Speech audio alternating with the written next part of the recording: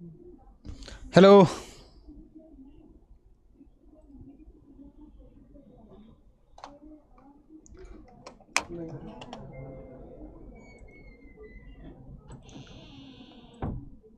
Hello बच्चों, क्या आप सभी को मेरी आवाज़ आ रही है? एक बार सभी बच्चे बता देंगे कमेंट में कि आप सभी को मेरी आवाज़ आ रही है। अब आवाज़ क्लियर आ रही है क्या? No sound, no sound. क्या आप सभी को मेरी आवाज़ आ रही है? अगर आ रही तो एक बार प्लीज़ कमेंट में जल्दी से सभी बच्चे बता दें कि मेरी आवाज़ क्लियर आ रही है या नहीं आ रही है। सारे बच्चे एक बार कमेंट करके बता दें।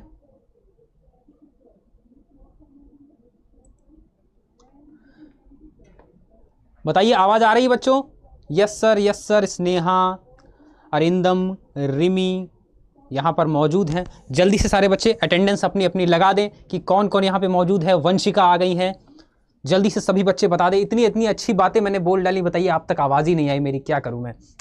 तो मैं परीक्षित आप सभी का स्वागत करता हूं आपके अपने प्लेटफॉर्म अड्डा 24/7 ह्यूमैनिटीज़ पे। जल्दी से सारे प्यारे प्यारे बच्चे जुड़ जाइए और कमेंट में जो है अपना अपना नाम लिख दीजिए, अपनी अटेंडेंस दे दीजिए, पता लग जाए मुझे कि कौन कौन यहाँ पे पढ़ने आ गया। सोशियोलॉजी बहुत शानदार तरीके से जल्दी बता दीजिए, फिर हम लोग क्लास को शुरू करने वाले हैं। बच्चे जल्दी से एक बार, अगर आवाज़ आ रही है, सब कुछ क्लियर है, सारे बच्चे आ गए, तो एक बार फायर इमोजी भेज दिए। सर सोशियोलॉजी का एग्जाम टफ आता है क्या?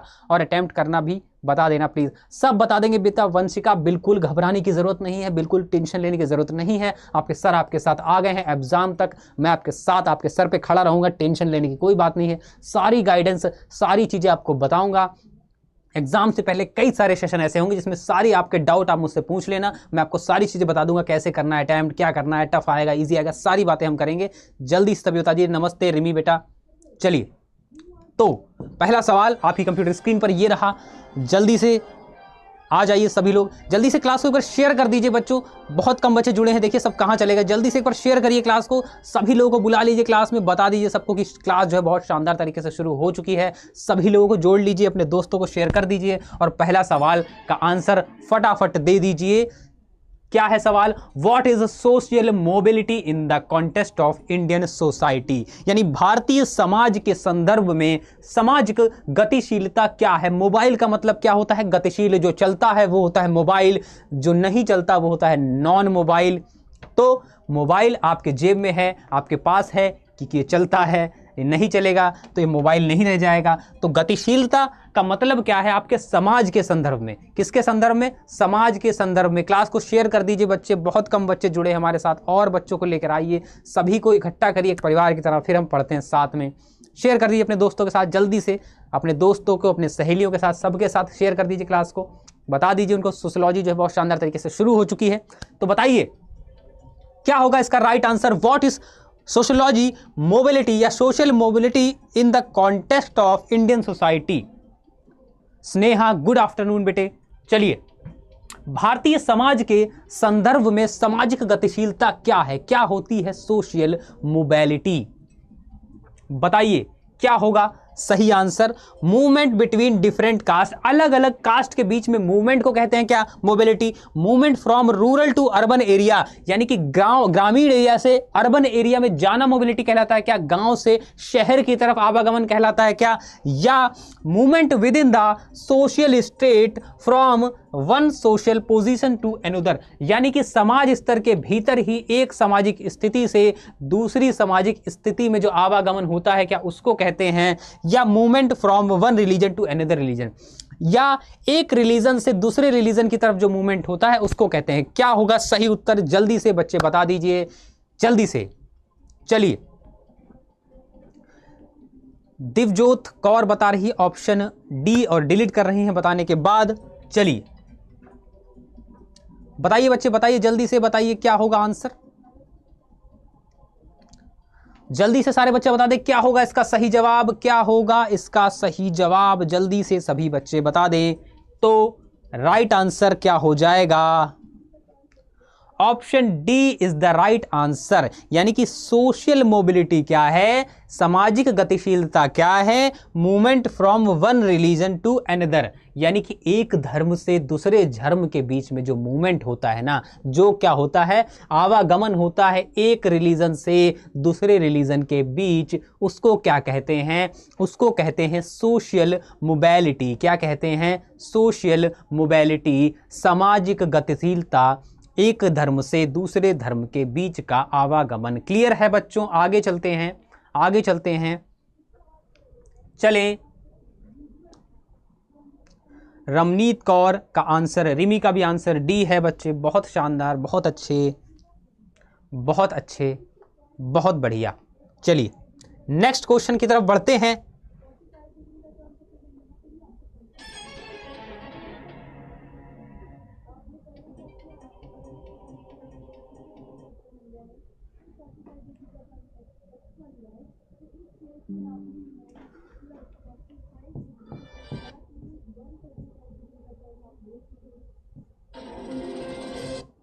ये है नेक्स्ट क्वेश्चन। जी सर, चलिए। Who is the author of book the untouchables? The untouchable book के ऑथर कौन थे? यानी कि द अनटचेबल बुक जो थी वो किसके द्वारा लिखित थी? कौन सी बुक बच्चे? द अनटचेबल बुक किसके द्वारा लिखित थी? द अनटचेबल बुक पुस्तक के लेखक कौन थे? जो क्या थे? Who were they? Which focus on the social condition of Dalit in India? जो भारत में दलित की सामाजिक स्थिति पर केंद्रित है। यानी कि एक बुक है अनटचेबल बुक है जो भारत में दलितों की जो स्थिति है उस पर केंद्रित है। किसके द्वारा ये लिखी गई थी? क्या ये महात्मा गांधी जी के द्वारा लिखी गई थी? क्या ये डॉक्टर भीमराव अंबेडकर द्वारा के लिखी गई थी? या के.एन. सरन के द्वारा लिखी गई थी? या ये लिखी गई थी लुइस ड्यूमोंट? किसके द्वारा लिखी थी बच्चे? रिमी बता रही है बिटिया, ए आंसर बता रही है। और कोई आंसर दे सकता है? जल्दी से बताइए और जल्दी से बता दीजिए क्या होगा आंसर। आज क्लास में इतने कम बच्चे क्यों हैं मुझे समझ में नहीं आ रहा है। शायद क्लास की टाइमिंग चेंज हो गई, इस वजह से कम है बच्चे। सिर्फ आज के लिए आज की क्लास की टाइमिंग आपकी 4 बजे हुई है। कल से जो आपकी क्लास है वो 6 बजे ही चलेगी रेगुलर। आप याद रखिएगा, कल से जो टाइम पे आपकी क्लास चल रही थी उसी टाइम पे चलेगी। सिर्फ आज के लिए क्लास कुछ रीशेड्यूल की गई है क्योंकि मुझे कुछ काम था अर्जेंट, इस वजह से आज की क्लास जल्दी हो रही है। कल से आपकी क्लास सेम टाइम सेम जगह 6 बजे होगी। ए ऑप्शन बता रही है रमनीत कौर, रिमी भी ए बता रही है। तो doctor Bhimrao Ambedkar, option A is the right answer.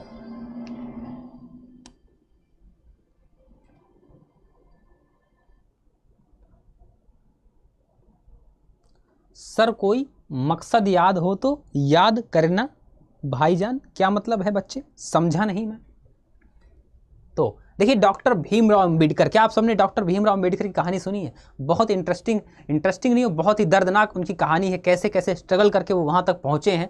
बहुत लंबी कहानी, कभी आपको कहेंगे तो आपको सुनाऊंगा क्लास में कि कैसे डॉक्टर भीमराव अंबेडकर ने स्ट्रगल किया, क्या क्या उन्होंने फेस किया। बहुत ही इंटरेस्ट आता है जब चीज़ें हम पढ़ते हैं। कभी डॉक्टर भीमराव अंबेडकर के बारे में आप अगर पढ़ेंगे, उनकी ऑटोबायोग्राफी पढ़ेंगे तो आपको बहुत इंटरेस्टिंग और बहुत मोटिवेशन आएगा आपको उनको पढ़ के कि किस किस कंडीशन में। सर कोई मकसद हो तो याद कर लेना।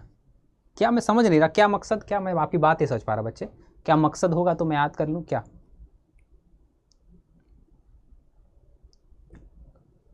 तो डॉक्टर भीमराव अंबेडकर जो थे उनकी स्टोरी जो थी बहुत ही एक इंस्पायरिंग स्टोरी है और बहुत आप उनको अगर पढ़ेंगे, उनकी बायोग्राफी पढ़ेंगे तो आप बहुत मोटिवेट होंगे और बहुत ही इंस्पायर होंगे उस चीज़ से जब आप उनकी स्टोरी पढ़ेंगे। तो बहुत ही इंस्पायरिंग उनकी कहानी है डॉक्टर भीमराव अंबेडकर की कि क्या क्या उन्होंने फेस किया। उनको पढ़ने की आज़ादी नहीं थी, उनको क्लास में बैठने की आज़ादी नहीं थी, उनको साथ में चीज़ें छूने की आज़ादी नहीं थी।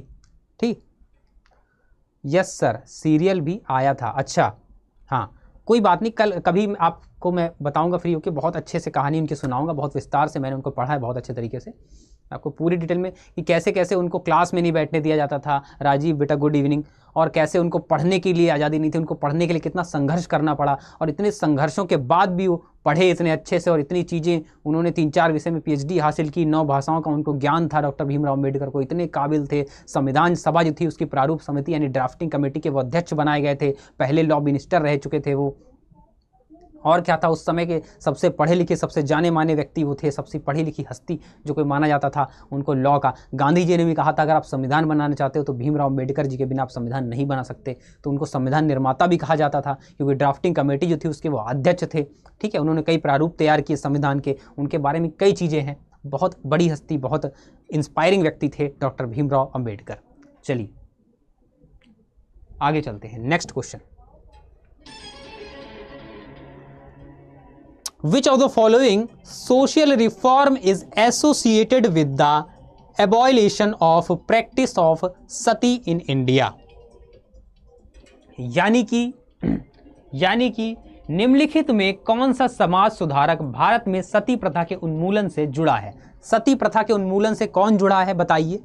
सती प्रथा जानते हैं आप क्या होती थी? सती प्रथा में पता है आपको क्या होता था? जो सती प्रथा होती थी उसमें यदि किसी महिला का, किसी लेडीज का जो हस्बैंड होता था, जो उसका पति होता था, उसकी अगर मृत्यु हो जाती थी तो उसकी मृत्यु होने के बाद उसकी चिता के साथ वो लेट के या चिता पे बैठ के वो जल जाती थी जिंदा, और उसको सती बना दिया जाता था। यानी उसकी चिता के साथ ही क्या होती थी, उसको भी बैठ जाती थी। ठीक है, सती प्रथा में ये होता था। जो महिला होती थी, यानी माना जाता था कि जिसका पति नहीं रहता उस महिला के जीवन का कोई अर्थ नहीं होता, तो उस महिला को भी उस पति की चिता के साथ ही जल जाना चाहिए, उसको भी वहीं उसकी मृत्यु हो जानी चाहिए। तो इस सती प्रथा कितनी, सोचिए कितनी समाज की कितनी बेकार, कितनी खराब बात थी ये सती प्रथा। कितनी खराब चीज़ थी कि महिला भी उसके साथ जो है वहीं पर अपने प्राणों को त्याग देती थी या त्यागना पड़ जाता था। कितनी खराब चीज़ थी समाज की ये। ठीक है, पुष्पा बता रही है ऑप्शन बी, राजीव बता रहे हैं ऑप्शन बी, राजा राम मोहन राय। और कोई बच्चा? क्लास को आप शेयर नहीं कर रहे हैं बच्चे, देखिए कितने कम बच्चे हैं क्लास में। एक बार शेयर कर दीजिए अपने दोस्तों को प्लीज़। अगर आपको क्लास अच्छी लग रही है, मज़ा आ रहा है, तो अपने दोस्तों के साथ जो सोशियोलॉजी पढ़ते हैं, जो आपके क्लासमेट्स हैं, जो आपके दोस्त हैं, उनके साथ एक बार शेयर करिए, उनको लेके आइए यहाँ पे। कम से कम 20 बच्चे तो यहाँ पे लेके आइए, कम से कम 20 तो पहुँचा दीजिए। एक बार जोर लगा दीजिए, 20 बच्चे लेके आइए यहाँ पे। सर के लिए इतना कर दीजिए आज कि 20 बच्चे यहाँ पे इकट्ठा कर दीजिए। देखें आप सर के लिए इतना कर सकते हैं कि नहीं कर सकते हैं। चलिए बी ऑप्शन बता रहे हैं, बी। जल्दी से एक बार अपने दोस्तों को इकट्ठा करिए, बोलिए कि आ जाइए सोशियोलॉजी पढ़ने, सर की क्लास चल रही बहुत शानदार तरीके से। राजा राम मोहन राय बता रही रिनी, बच्ची हमारी रिनी जो है बहुत ही प्यारी बच्ची है, डेली क्लास में आती है और क्लास में एकदम एक्टिव रहती है, डेली मेरी सोशियोलॉजी की क्लास देखती है, कम्युनिटी पे मुझे फॉलो करती है। तो बहुत ही प्यारी, बहुत ही होनहार बच्ची है मेरे क्लास की ये रिमी सॉरी। चलिए तो राइट आंसर जो है वो है राजा राम मोहन राय, यानी रिमी का आंसर बिल्कुल सही है, राजा राम मोहन राय। साथ ही जो है रमनीत का आंसर सही है और पुष्पा का भी आंसर सही है। सभी का आंसर बिल्कुल करेक्ट है जी। बी आंसर जो है बिल्कुल करेक्ट है। राजा राम मोहन राय जो थे, ये 4 लोग नहीं थे बच्चे, ये अकेले थे। ये 4 लोग नहीं थे, ये अकेले थे। बहुत लोग कहते हैं 4 लोग थे क्या राजा राम मोहन राय? नहीं, ये 4 नहीं, ये अकेले ही थे। इनका एक लोगों का नाम था राजा राम मोहन राय। ठीक है ना बच्चे? ओके, चलिए नेक्स्ट क्वेश्चन पे चलते हैं। रिमी कह रही है thank you sir, you're most welcome. चलिए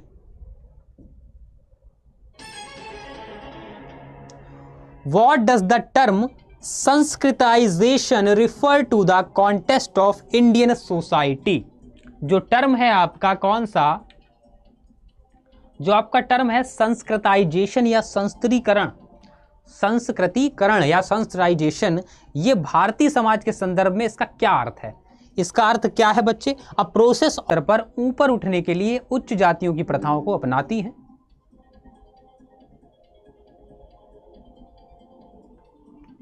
राजीव कुमार सर प्लीज बताइए क्लास कब से चलता है? बेटे क्लास आपका डेली शाम को 6 बजे चलता है। सिर्फ आज की वजह से 4 बजे हुआ था, डेली 4 बजे नहीं चलता है। आपको सोशियोलॉजी की क्लास देखने के लिए 6 बजे जुड़ना है।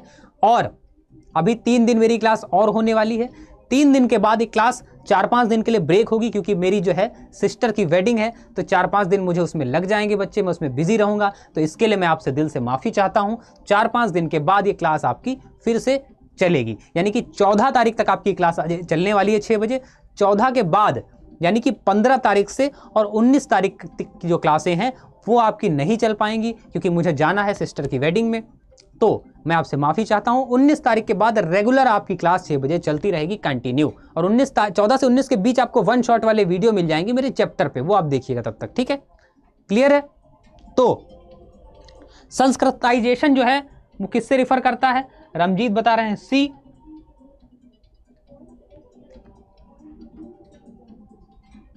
बाकी आप सब मुझसे कनेक्ट रहिएगा। कोई भी दिक्कत हो, कोई भी परेशानी हो, आप मुझे मैसेज कर सकते हैं, आप मुझे मेल कर सकते हैं, मैं रिप्लाई दूंगा। शादी के फंक्शन में होने के बाद भी मैं आपको रिप्लाई दूंगा। आपको बच्चे कोई भी दिक्कत हो, उसकी परेशानी लेने की जरूरत नहीं है। आप सीधे मुझसे कनेक्ट हो सकते हैं, मुझसे कम्युनिटी पे मैसेज कर सकते हैं, मुझसे बात कर सकते हैं। कोई टेंशन लेने की जरूरत नहीं है। मैं आपके साथ 24 घंटे 7 दिन हूं। ठीक है, अब आ गया हूं मैं सोशियोलॉजी लेके, तो आपको छोड़ के मैं कहीं जाने वाला नहीं हूं, आपके सर पे मंडराता रहूंगा, हमेशा अवेलेबल रहूंगा। आप जब भी मुझे मेल करें, मुझे कम्युनिटी पे मैसेज करें, आपको रिप्लाई जरूर मिलेगा। चलिए, तो the process where lowest caste adopt the practice of upper caste in order to move the social ladder, यानी कि वह प्रक्रिया जिसमें जो छोटी निम्न जातियां होती हैं सामाजिक स्तर पर ऊपर उठने के लिए उच्च जातियों की प्रथाओं को अपनाती हैं। सर सिर्फ सोशियोलॉजी की ही क्लास होगी? मतलब सोशियोलॉजी मतलब 6 बजे सोशियोलॉजी मैं पढ़ाता हूं, बाकी सारी भी क्लासें होंगी? बाकी सारी क्लासें आपकी रेगुलर होंगी, सिर्फ मैं जा रहा हूं शादी में, मेरी क्लास 4 दिन की छुट्टी पे मैं रहूंगा, उसके बाद से फिर से आपकी क्लास रेगुलर चलने लगेगी 6 बजे, ठीक है। और अभी 14 तारीख तक आपकी क्लास 6 बजे चलने वाली, अभी नहीं जा रहा मैं जा रहा हूं 14 के बाद, तो 14 तारीख तक आपकी क्लास चलेगी, यानी कि आज 11 है, 12, 13, 14 अभी 3 दिन और आपकी क्लास 6 बजे चलेगी, उसके बाद मैं छुट्टी पे जाऊंगा 4 दिन, ठीक है। तो इसमें क्या होता है बच्चा, संस्कृतिकरण में क्या होता है, जो छोटी जातियां होती हैं ना, जो निम्न जातियां होती हैं, वो बड़ी वाली जातियों को फॉलो करने के लिए उनकी क्या करती है, उनकी जातियों की प्रथाओं को अपना लेती हैं, उनकी जातियों की प्रथाओं को अपना लेती हैं। तो इस प्रक्रिया में क्या होता है, जो छोटी जाति होती हैं सामाजिक स्तर पर सोशल आपकी कम्युनिटी में ऊपर उठने के लिए जो ऊंची जाति वाले लोग हैं उनकी प्रथाओं को अपनाती हैं, ताकि वो भी उनकी तरह क्या समाज में ऊंचे उठ सकें। क्लियर है ना? रिमी बता रही है बी आंसर रिमी का बिल्कुल सही है बच्चे, बी आंसर बिल्कुल सही है। क्लियर है? आंसर बी बिल्कुल सही है।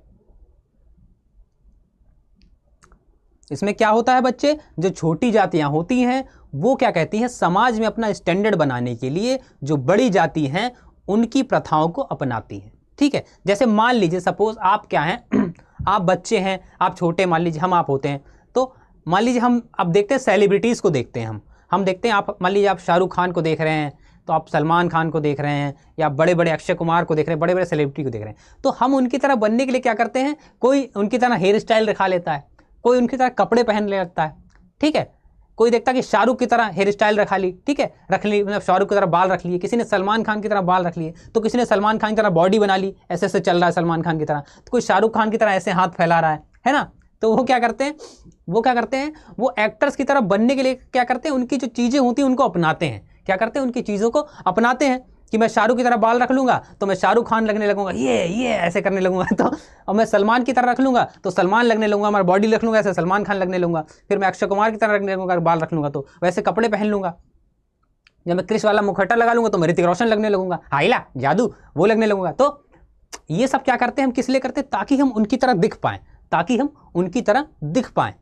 तो उनकी तरह दिखने के लिए हम क्या करते हैं, उनकी चीज़ें अपनाते हैं, उनकी चीज़ों को अपनाते हैं, उनकी चीज़ों को अपने अंदर डालते हैं।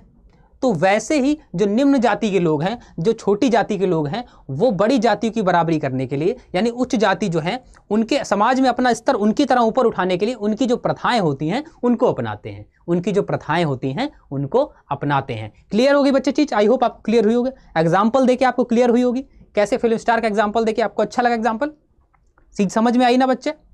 बताइए एक बार, चीज़ें समझ में आई, क्लियर हुई चीज़ें?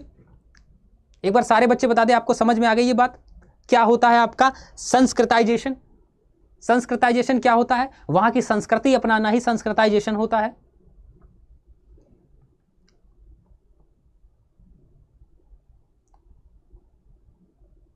नहीं? हम क्या करते हैं, हीरो की तरह दिखने के लिए हीरो वाले जैकेट लाते हैं, हीरो वाले कपड़े लाते हैं, हीरो वाले बाल रखाते हैं।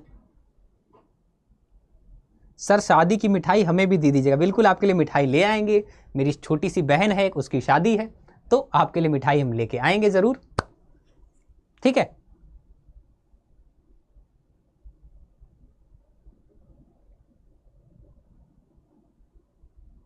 हम लोग करते हैं ना, शाहरुख की तरह बनने के लिए बाल रखा लेते हैं, शाहरुख वाला जैकेट पहन लेते हैं, फिर ऐसे करते हैं, ऐसे हाथ फैलाते हैं, ये I am the king of the world ऐसे कहते हैं। फिर सलमान की तरह बनने के लिए क्या, सलमान की तरह बॉडी रखा लेते हैं, ऐसे करते रहते हैं सलमान की तरह। तो ऋतिक रोशन बनना तो क्रिस वाला मास्क पहन ले तो ऋतिक बन गए, जादू वाला बन गए, ऐसे ऐसे जादू बन जाते हैं, हाइया जादू। तो ये सब क्या करते हैं हम लोग, उनकी तरह लगने के लिए। तो ऐसे ही जो निम्न जाति के लोग हैं वो उनकी जो प्रथाओं को अपनाते हैं ताकि वो समाज में अपना स्तर ऊंचा कर सकें, ठीक है। चलिए आगे, नेक्स्ट क्वेश्चन आपकी स्क्रीन पर ये रहा बच्चों।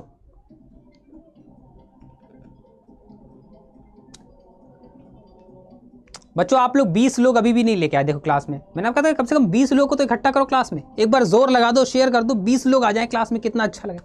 एक बार कर दो अपने सर के लिए, अगर आपको समझ में आ रहा है, मजा आ रहा है तो जल्दी से अपने दोस्तों के साथ शेयर कर दो, अपने क्लासमेट्स के साथ शेयर कर दो। 20 लोग ले आओ कम से कम, बस 10 लोग और बढ़ाने, 10 लोग तो हैं ही, 9 लोग और बढ़ाने, बस जल्दी से ले आओ, सभी को भीड़ ले आओ पूरी, जल्दी से 20 तक पहुंचा दो ये आंकड़ा, मजा आ जाए क्लास का बच्चे, मुझे भी लगे कि मेरी मेहनत जो है सफल हो रही है, ज़्यादा बच्चे मेरी क्लास में आ रहे हैं। तो एक बार 20 लोग पहुंचा दो, 20 लोग लेके आओ जाओ लाइव जरा से। चलिए नेक्स्ट क्वेश्चन पढ़िए और जवाब दीजिए।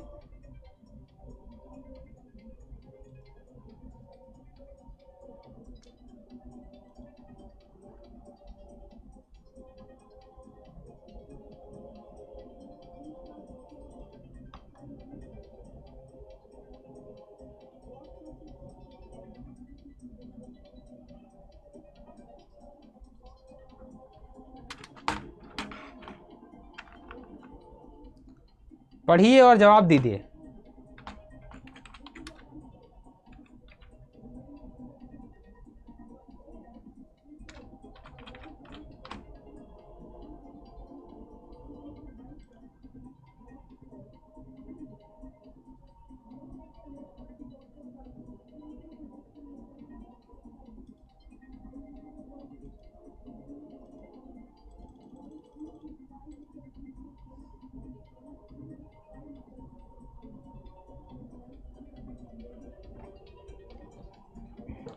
भगवान की भक्ति बता रहे हैं बी।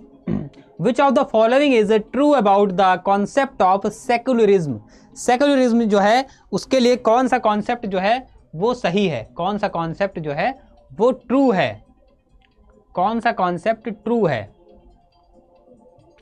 यानी कि जो आपका सेक्युलरिज्म है, पुष्पा देवी भी बता रही है बी।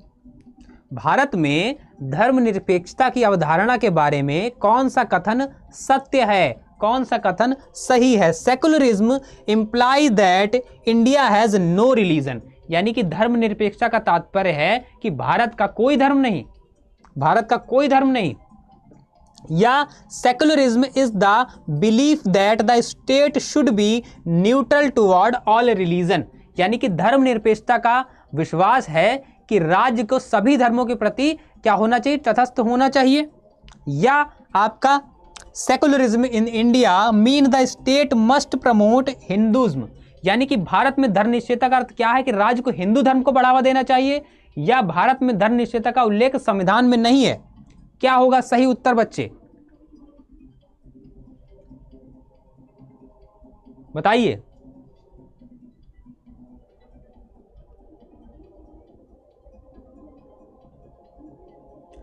क्या होगा, बी बी बी बी सारे बच्चे बता रहे हैं। धर्म नित्यता का विश्वास यह है कि राज्य को सभी धर्मों के प्रति तटस्थ होना चाहिए। बिल्कुल। ओ ये गलत है बच्चे, बी होगा आंसर, ये गलत प्रिंट हो गया है। कंप्यूटर जी का आंसर गलत है, कंप्यूटर जी जो है इन्होंने आंसर गलत कर दिया है। कंप्यूटर जी का आंसर जो है वो है गलत।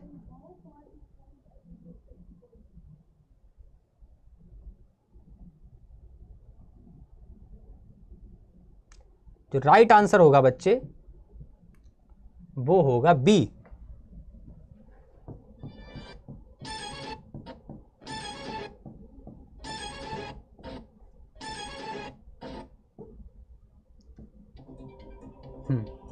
राइट आंसर क्या होगा, बी होगा। राइट आंसर क्या होगा, B.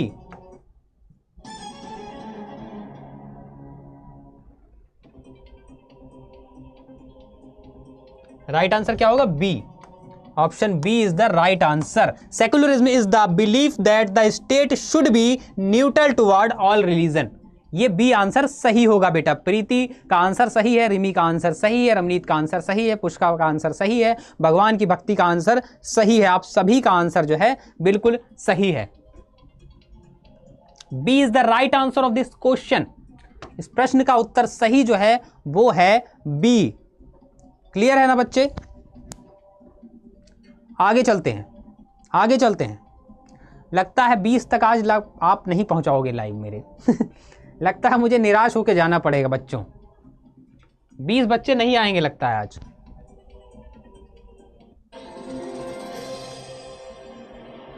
Next question, which of the following is true about the concept of secularism. अच्छा, ये तो हो चुका है। नेक्स्ट,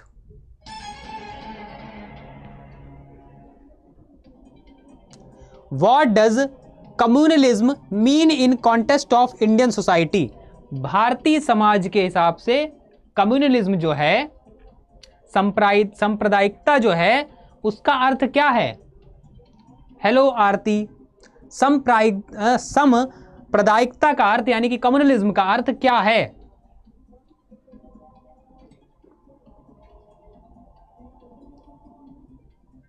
इसका तो आंसर सी आ ही गया पहले। अब बिलीव, आंसर क्या है, the believe that one's own religion should dominate और be superior to other. C answer सही, इस पे दिया ही है सी। यह विश्वास कि किसी का अपना धर्म या अन्य धर्मों पर हावी होना चाहिए या उसे श्रेष्ठ होना चाहिए। क्या है कम्युनलिज्म, क्या है, यह विश्वास कि किसी का अपना धर्म अन्य धर्मों पर हावी होना चाहिए या उनसे श्रेष्ठ होना चाहिए। ठीक है ना, क्लियर है।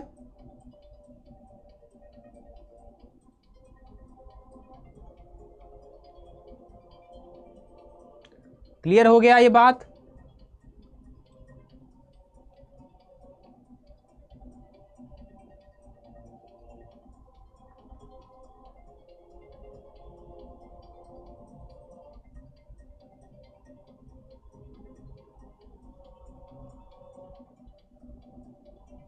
क्लियर हो गया।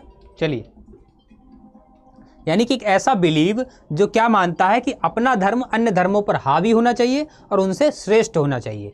आई एम द बेस्ट वाली बात, कहते हैं I am the best, I am the king of the world, वो वाली बात है। ठीक है ना, आई एम द बेस्ट वाली बात कि अपना धर्म सबसे हावी होना चाहिए सबके ऊपर और उनसे श्रेष्ठ होना चाहिए। ऐसा विश्वास क्या कहलाता है, कम्युनलिज्म कहलाता है। क्या कहलाता है, कम्युनलिज्म कहलाता है। ठीक है, yes sir, yes sir, yes sir, okay. Next,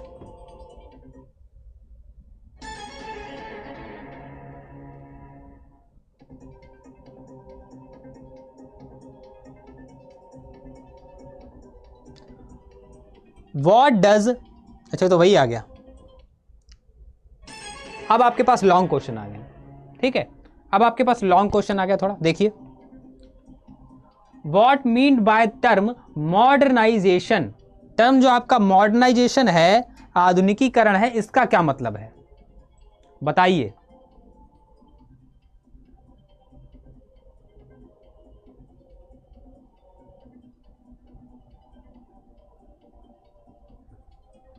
देखिए, मॉडर्नाइजेशन क्या है, मॉडर्न का मतलब क्या होता है, मॉडर्न का मतलब क्या होता है।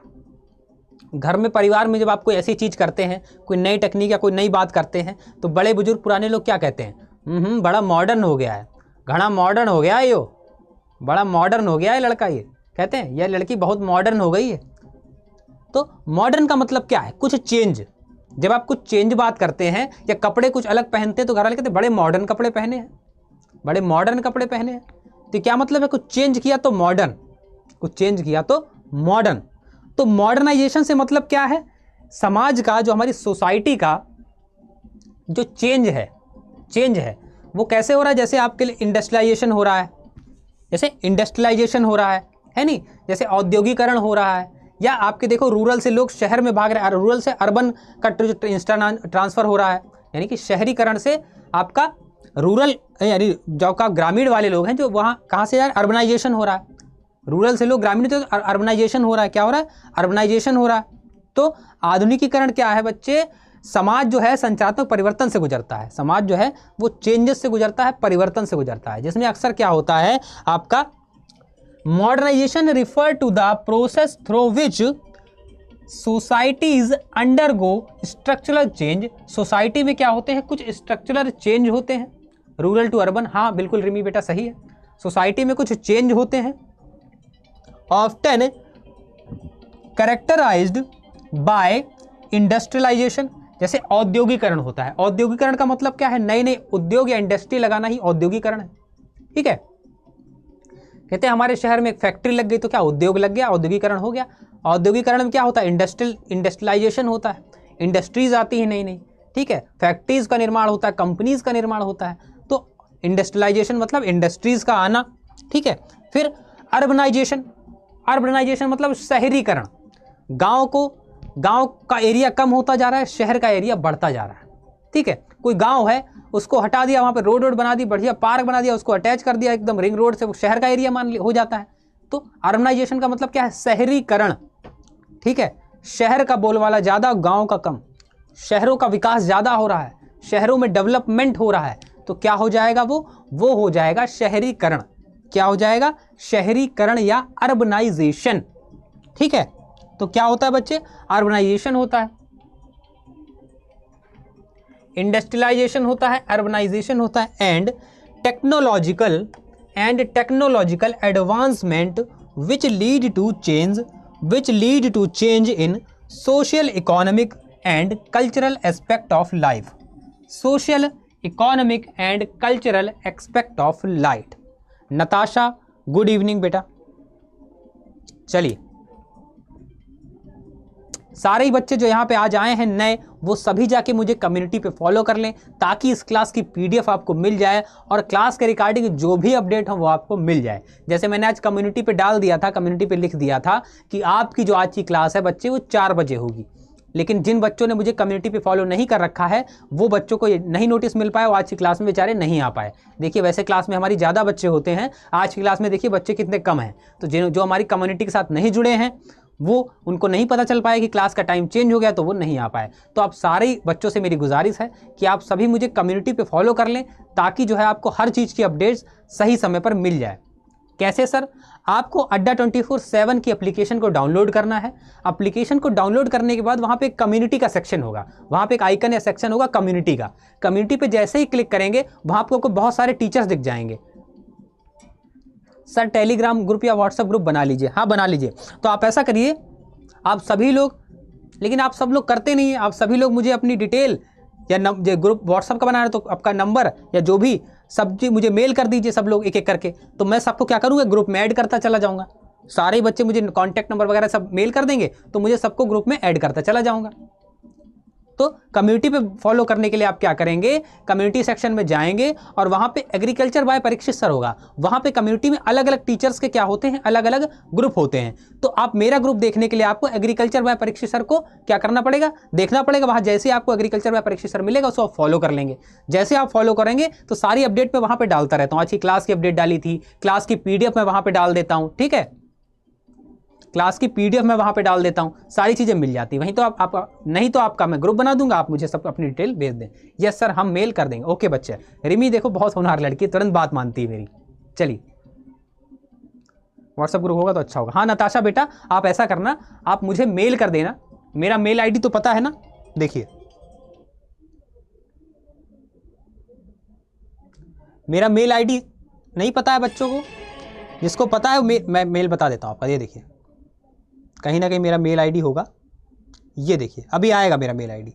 अभी आखिरी में मैं मेल आईडी बताऊंगा, लास्ट तक बने रहिए, लास्ट में मेल आईडी बताऊंगा तो उस पर सब लोग मेल कर देना, ठीक है।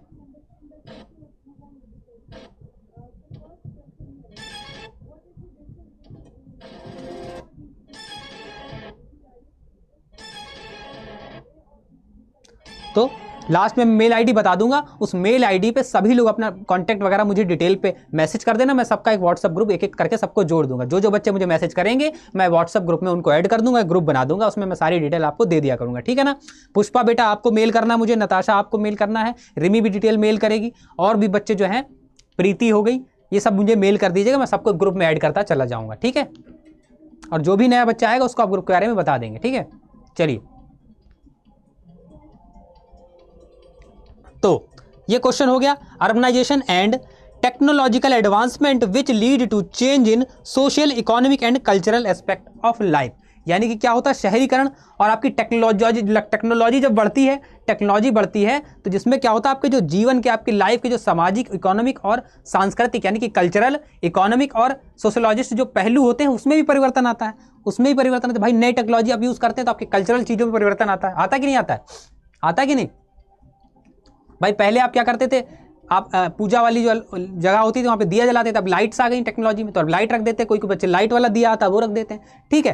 तो ये क्या हो गया, आपके कल्चरल परिवर्तन हो गया। समाज में क्या करते, समाज में कई सारे टेक्नोलॉजी से परिवर्तन हुए, सोसाइटी परिवर्तन हुए, सोसाइटी में शादी वगैरह होती है उसमें देखिए नई टेक्नोलॉजी यूज़ की जाती है। इकोनॉमिक तौर पर अब पैसे का लेन देन कितना आसान हो गया, देखिए आप मोबाइल खोला, स्कैन किया, पैसा पेमेंट कर दिया, तो इकोनॉमी में भी क्या हुआ, चेंजेस हुए। तो ये सब चेंजेस होते हैं, मॉडर्नाइजेशन का मतलब ये है, ठीक है। तो सारे बच्चों को समझ में आ गया कैसे जुड़ेंगे ग्रुप से, मेल करेंगे सारे बच्चे डिटेल, और मैं सबको एक एक करके ऐड करता चला जाऊंगा, ठीक है ना। मेल आईडी मैं अभी लास्ट में बताऊंगा, उस पर आपको सबको मेल करना है मुझे, ठीक है बच्चे। नेक्स्ट क्वेश्चन की तरफ बढ़ते हैं।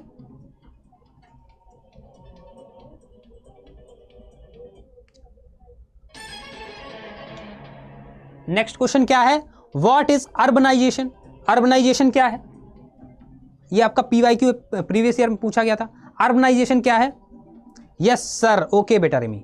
अर्बनाइजेशन क्या है, यानी कि शहरीकरण क्या है, अर्बनाइजेशन क्या है।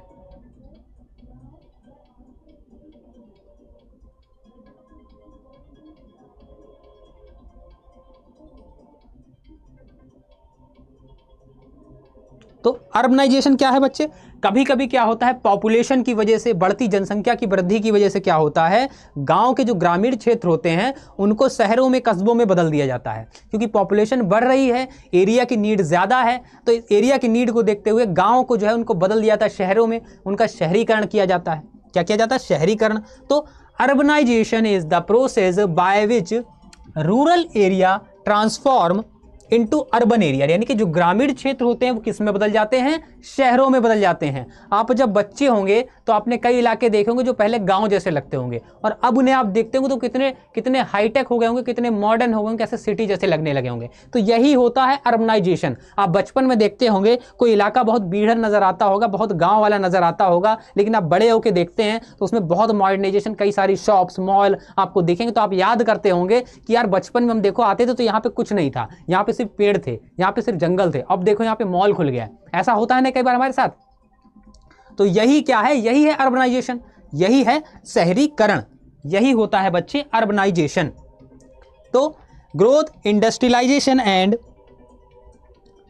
Transform into urban area due to population growth, industrialization and migration, यानी कि किसके कारण, जनसंख्या वृद्धि के कारण ऐसा होता है, या आपका इंडस्ट्रियल एरिया, इंडस्ट्रियलाइजेशन ज़्यादा हो जाता है उस कारण ऐसा होता है। तो इन कारणों से क्या होता है, आपका शहरीकरण होता है, यानी गांव के जो एरिया होते हैं बदल जाते हैं शहर में, जिससे समाज का सामाजिक, it lead to the growth of cities and to town, changing the social and economic fabric of society, यानी समाज का जो फैब्रिक सोसाइटी होता है, ताना बाना होता है, वो बदल जाता है। क्या होता है, वो बदल जाता है। तो ये होता है आपका अर्बनाइजेशन या शहरीकरण। क्या होता है, अर्बनाइजेशन या शहरीकरण आपका कहलाता है, ठीक है ना बच्चे। आगे चलते हैं।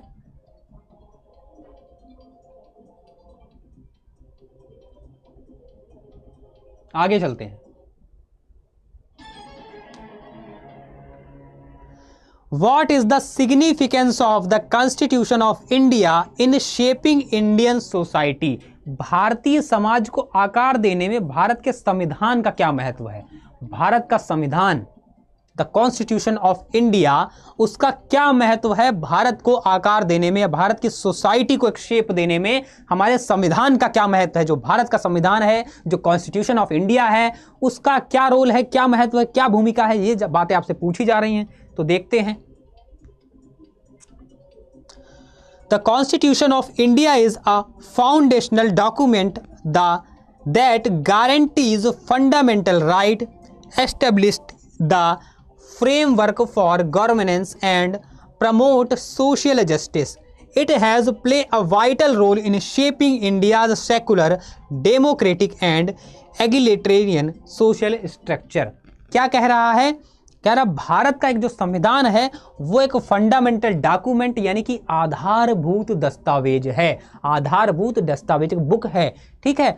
जो क्या करता है, आपको जो आपको गारंटी देता है फंडामेंटल राइट्स की, आपको कुछ अधिकार देता है, आपको कुछ मौलिक अधिकारों की गारंटी देता है। जैसे कि आपका मौलिक अधिकार क्या क्या है बच्चे, right to privacy, right to education, right to equality, यानी जेंडर के प्रति इक्वालिटी, आपको जेंडर देख के समानता मिलेगी, आपको एजुकेशन का अधिकार मिलेगा, आपको प्राइवेसी का अधिकार मिलेगा, आपको शोषण के विरुद्ध अधिकार मिलेगा। ये सब क्या है, हमारे फंडामेंटल राइट्स हैं। तो इनकी गारंटी हमें कौन देता है, कहाँ लिखे हैं, ये सब संविधान में लिखे हैं बच्चे, ठीक है। और शासन के लिए ढांचा स्थापित करता है, शासन के लिए एक ढांचा स्थापित करता है। और क्या करता है, सामाजिक न्याय को बढ़ावा देता है, सोशल जस्टिस को बढ़ावा देता है। सामाजिक न्याय को संविधान क्या करता है, बढ़ावा देता है। और इसने भारत के सेकुलरिज्म यानी कि धर्मनिरपेक्ष, लोकतांत्रिक और समाजवादी सामाजिक ढांचे को आकार देने में महत्वपूर्ण भूमिका निभाई है। राइट टू एजुकेशन, रिनी बता रही राइट टू एजुकेशन, बिल्कुल सही। Right to education, right to privacy, right to यानी कि आपके शोषण अगर हो रहा है तो उसके विरुद्ध अधिकार, ठीक है। और ये सब चीजें होती हैं आपकी, ठीक है।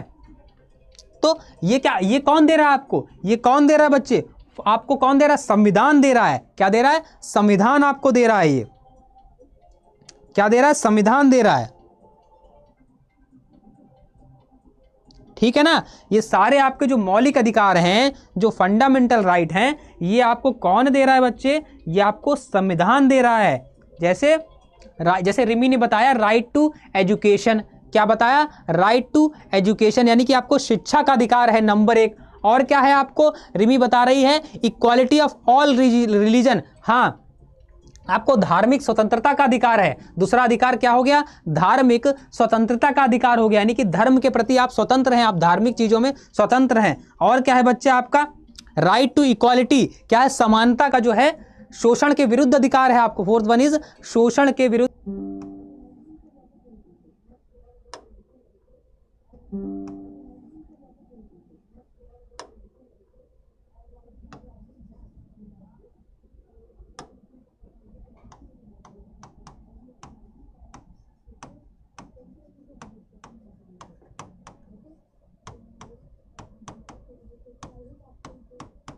सिक्स है बच्चे, सिक्स।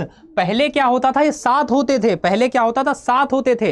रिमी के बता रहे right to education, right to religion, right to freedom, ठीक है, right to equality, right to justice. हाँ पहले क्या होते थे, ये 7 होते थे, पहले क्या होते थे, 7 होते थे। 7 में से क्या हुआ, एक कम हो गया। एक कौन सा कम हो गया, राइट टू प्रॉपर्टी जो था वो कम हो गया। Joginder Ram, right to property जो था वो कम हो गया। पहले क्या था, 7 मौलिक अधिकार, 7 क्या फंडामेंटल राइट थे, उसमें राइट टू प्रॉपर्टी भी आता था। फिर राइट टू प्रॉपर्टी क्या हुआ, आपसे ले लिया गया। अब राइट टू प्रॉपर्टी नहीं रह गया, तो अब क्या रह गया, 7 की जगह 6 हो गए। क्लियर है, 7 की जगह कितने हो गए, 6 हो गए, पहले 7 हुआ करते थे। अब आपका क्वेश्चन आ गया होमवर्क वाला। इस क्वेश्चन का आंसर आपको अभी नहीं देना है कमेंट में, आंसर उनका ही माना जाएगा जो कमेंट वीडियो खत्म होने के बाद कमेंट में आंसर करेंगे, उनका आंसर माना जाएगा, ठीक है। तो आपका इसका आंसर जो है, आपको इसका आंसर क्या करना है, कमेंट बॉक्स में लिखना है और मुझे बताना है क्या होगा इसका राइट आंसर। तो ठीक है, कमेंट बॉक्स में बच्चे लिखेंगे जो वीडियो के बाद, उनका ही आंसर माना जाएगा। तो वीडियो के बाद इसमें आपको बताना है कि क्या होगा इसका राइट आंसर, ठीक है। चलिए,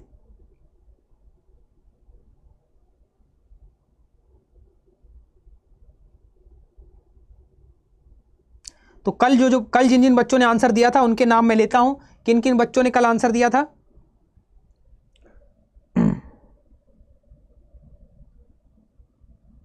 परसों वाली जो वीडियो थी आपकी, जो परसों वाली वीडियो थी,